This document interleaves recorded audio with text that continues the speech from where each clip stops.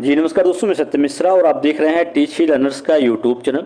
दोस्तों आज ईवीएस का प्रैक्टिस सेट नंबर 17 है, जो कि आपके सीटेट एग्जाम के दृष्टि से महत्वपूर्ण है। कह सकते हैं कि बार बार परीक्षाओं में पूछे जाने वाले प्रश्नों की श्रृंखला दोस्तों स्टार्ट हो चुकी है। चलिए स्टार्ट करते हैं आज की क्लास का पहला प्रश्न। यहाँ दोस्तों पहला प्रश्न आपके सामने पूछा जा रहा है इस प्रश्न में कि हाथियों के बारे में निम्नलिखित कथनों पर विचार कीजिए और बताइए कि निम्नलिखित में से कौन सा कथन जो है बिल्कुल सत्य है।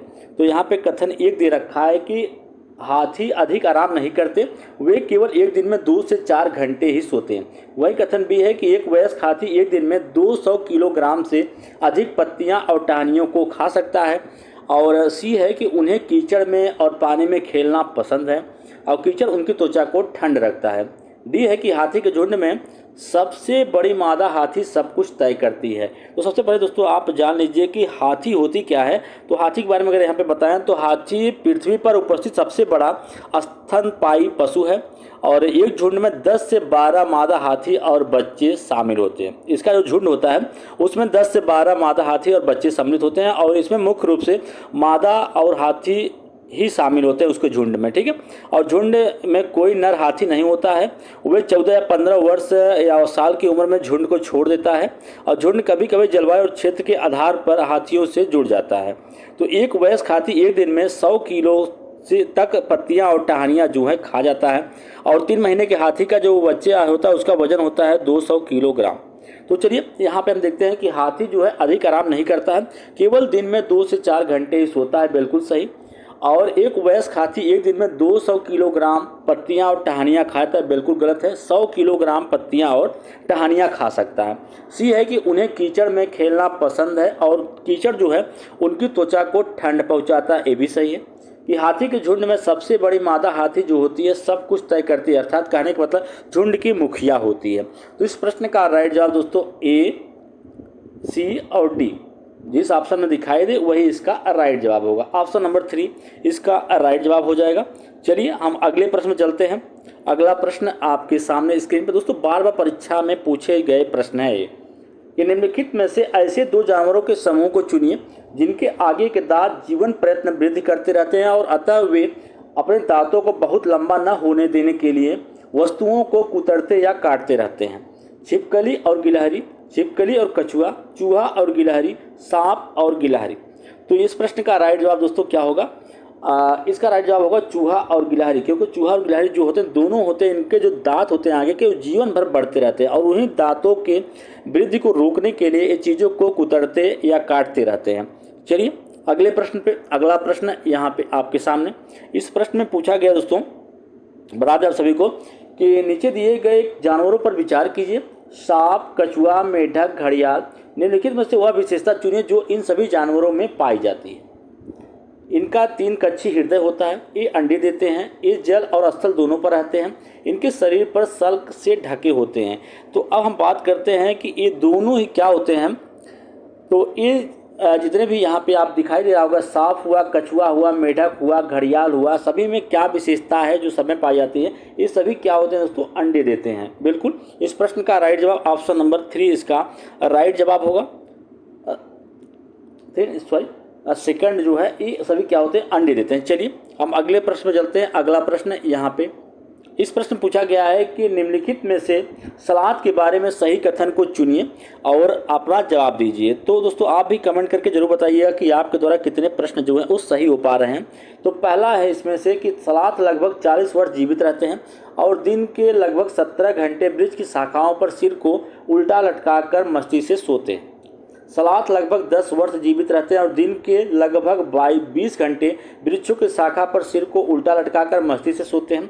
सलाद 17 वर्ष तक जीवित रहते हैं और दिन के लगभग 20 घंटे वृक्ष के नीचे सोते हैं और वे उसी वृक्ष के पत्ते खाते हैं।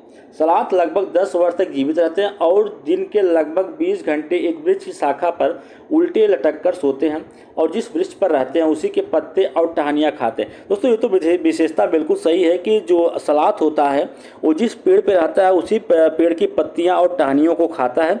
और सलाद की अगर हम एज बता दें तो सलाद जो है वो 40 वर्षों तक जीवित रहता है और सलाद जो है प्रतिदिन 17 घंटे ही सोता है, बिल्कुल।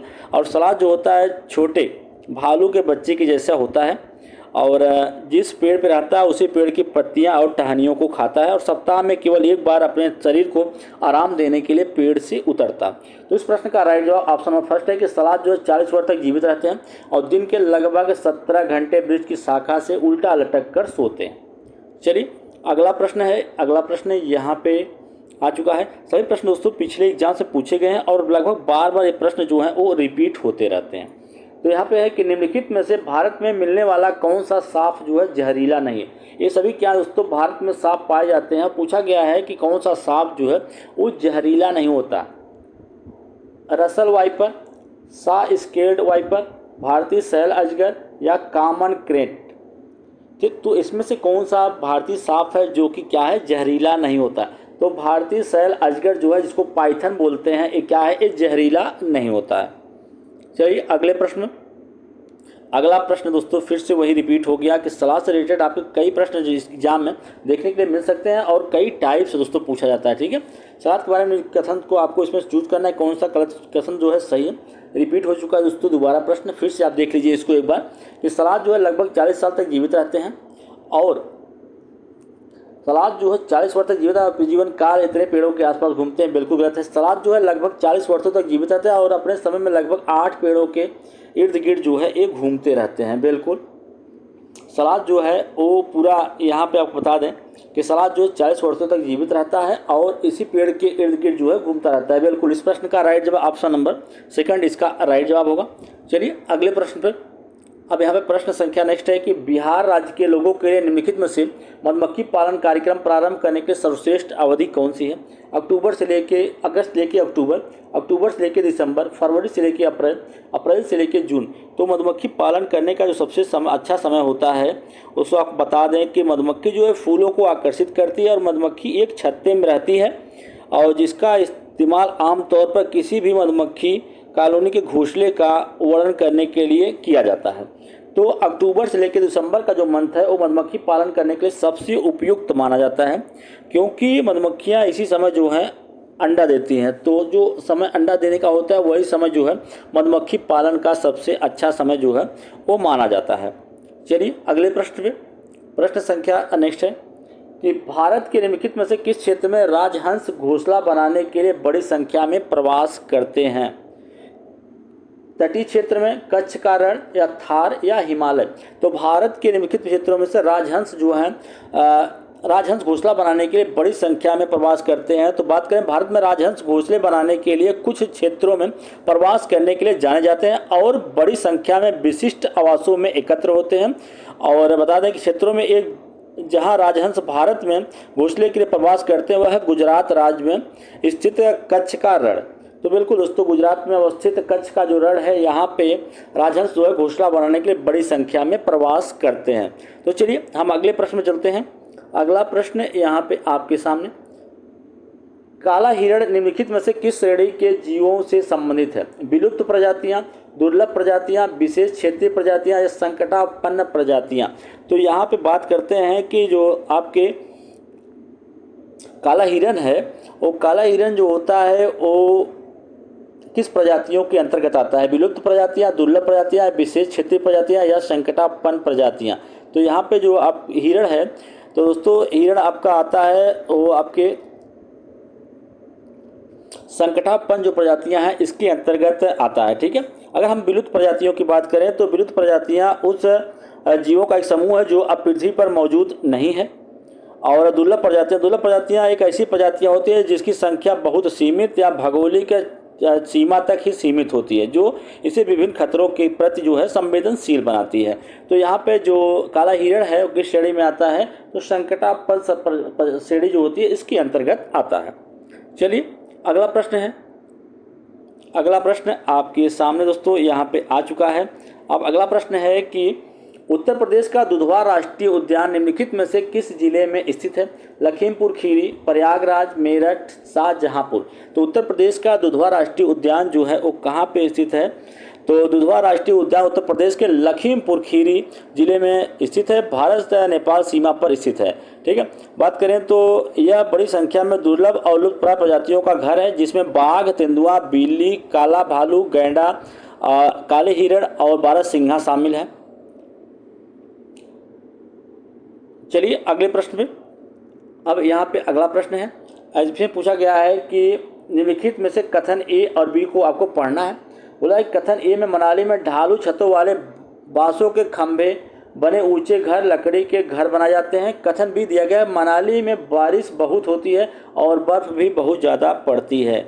तो मनाली की घरों की विशेषता देखिए दोस्तों, सबसे पहले आप जान लीजिए प्रत्येक क्षेत्र का एक अपना जो है अलग घर होता है और घर का प्रकार जो होता है वहाँ के जो क्षेत्र की जलवायु परिस्थितियाँ होती हैं उस पर निर्भर करता है और घर विशेष रूप से लोगों की ज़रूरतों के अनुरूप जो है वो बनाया जाता है।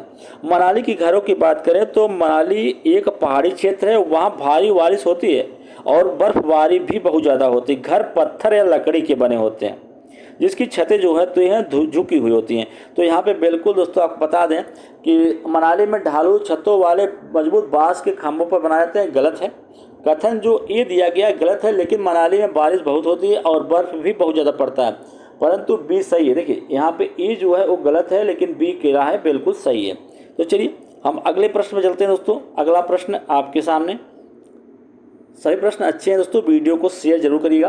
बिहार में राज्य में रोगों के लिए निम्नलिखित में से मधुमक्खी पालन कार्यक्रम आरंभ करने की वर्ष सर्वश्रेष्ठ अवधि कौन सी है? अगस्त से अक्टूबर, अक्टूबर से दिसंबर, फरवरी से अप्रैल, अप्रैल से जून। तो सबसे अच्छा समय कौन सा है? अक्टूबर से लेकर दिसंबर मंथ जो है सबसे उपयुक्त समय जो है माना जाता है। चलिए अगले प्रश्न पे। अब यहाँ पे प्रश्न पूछा गया दोस्तों कि बाघ के बारे में लिखित में से कौन सा कथन जो है सही है।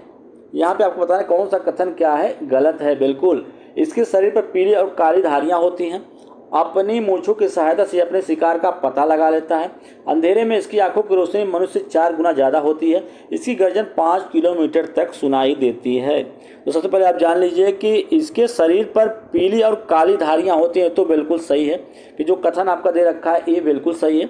वही कथन हम बी की बात करें तो अपनी मूंछों की सहायता से अपने शिकार का पता लगा लेता है, ये भी सही है, बिल्कुल ये भी सही है। और कथन सी देखा कि अंधेरे में इसकी आंखों की रोशनी जो होती है मनुष्य से 4 गुना अधिक होती है। तो मनुष्य दोस्तों बता दें मनुष्य इसकी, ये भी सही है। और यहाँ पे अगर हम बात करें तो मनुष्य इसकी 4 गुना नहीं बल्कि 6 गुना ज़्यादा दृष्टि होती है इसकी, और इसकी गर्जन जो होती है 3 किलोमीटर, 5 किलोमीटर तक नहीं बल्कि 3 किलोमीटर तक इसकी गर्दन जो है वो सुनी जा सकती है। तो इस प्रश्न का राइट जवाब ए और बी जो है वो सही है। तो यहाँ पे पहला ऑप्शन जो है वो सही हो जाएगा। चलिए अगले प्रश्न पे। अब यहाँ पे अगला प्रश्न पूछा गया है यहाँ पे कि यदि आप भारत के मानचित्र की सरल रेखा ए बी कोलकाता से पांडुचेरी तक खींचे तो बिंदु बी के सापेक्ष बिंदु ए की दिशा क्या होगी? ठीक दक्षिण में होगी, ठीक पश्चिम में, दक्षिण पश्चिम या उत्तर पश्चिम। यदि आप भारत के मानचित्र पर की सरल रेखा ए बी जो है कोलकाता से यहाँ पे खींचते हैं तो फिर यहाँ पे पूछा गया है कि कोलकाता से पांडुचेरी तक खींची गई तो बिंदु बी के सापेक्ष ए की दिशा आपको यहाँ पे बतानी है। तो पांडुचेरी के सापेक्ष कोलकाता की दिशा जो है उत्तर पूर्व होगी। बिल्कुल, इस प्रश्न का राइट जवाब ऑप्शन नंबर 4 इसका राइट जवाब होगा।